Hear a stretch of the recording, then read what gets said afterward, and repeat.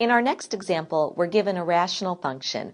We'll first find the domain of the rational function, and then we'll use several parts to graph the rational function. So we have f of x is equal to x plus 1 over x squared plus 2x minus 3. So first, let's talk about the domain.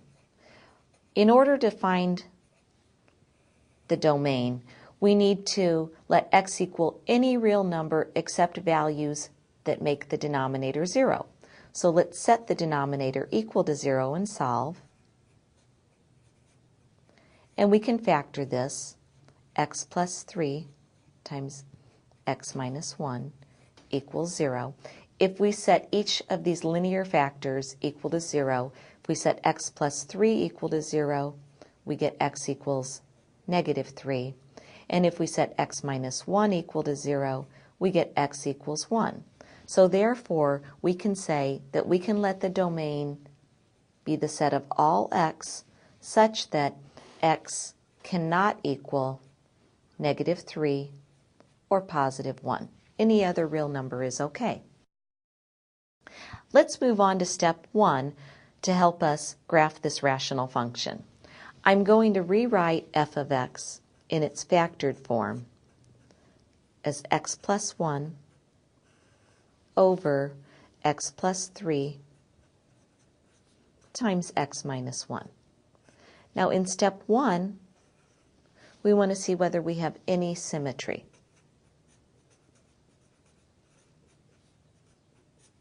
Well, in order to check for symmetry, we're really looking for f of negative x.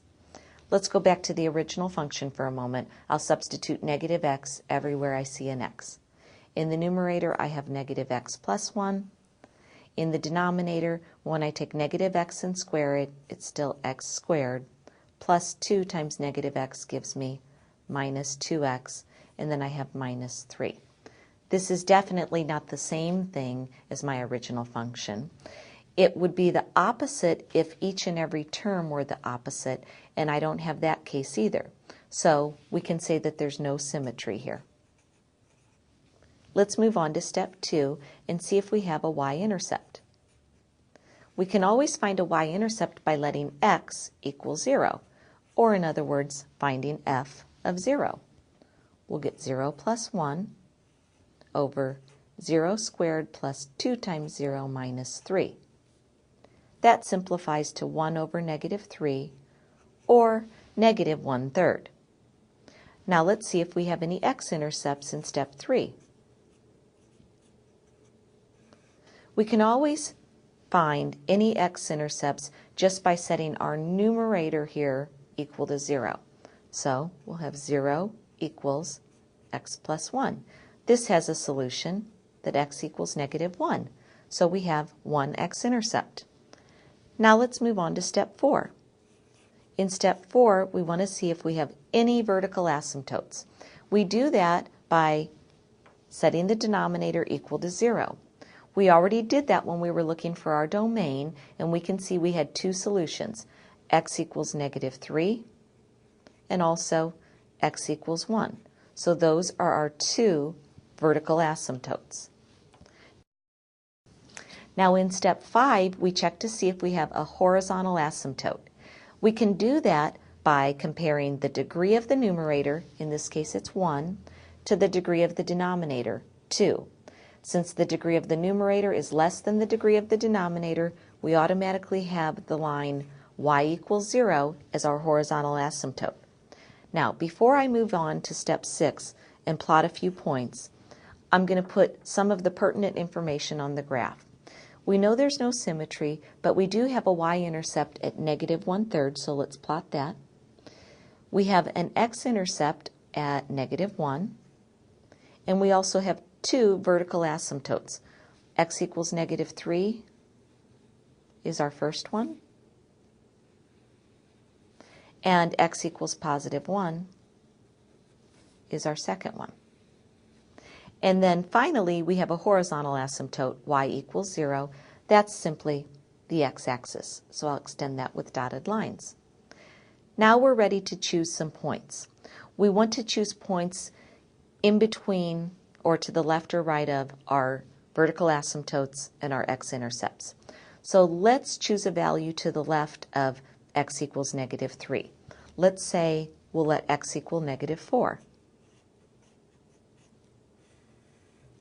If we let x equal negative 4, and we can substitute that either into our original equation. Sometimes it's easier to substitute it in here into the factored form. I did substitute negative 4 in for x into the factored form, and I got the f of x value at negative 3/5. So negative 4, comma, negative 3/5 is on my graph, right about here. We already have the two vertical asymptotes, so let's choose a value in between x equal negative 3 and x equal negative 1. Let's say x equal negative 2. Again, I substituted into my factored form of my function, and I got the value positive 1/3. So we can say negative 2, comma 1/3 is a point on our graph. And then we can also pick a value here in between, say, negative 1 and positive 1 for x. I chose to choose positive 1/2. When I chose 1/2 for x, I substituted it in, and I got negative 6/7 for my y value. So at 1/2, I was down about negative 6/7. And then we can choose one more value to the right of this vertical asymptote. I let x equal 2. When I substituted 2 into my function, I got the value of positive 3/5. So let's plot that. 2, 3/5.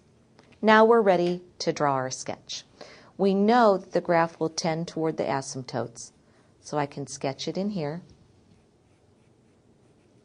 And then in between the two vertical asymptotes, I can make a sketch.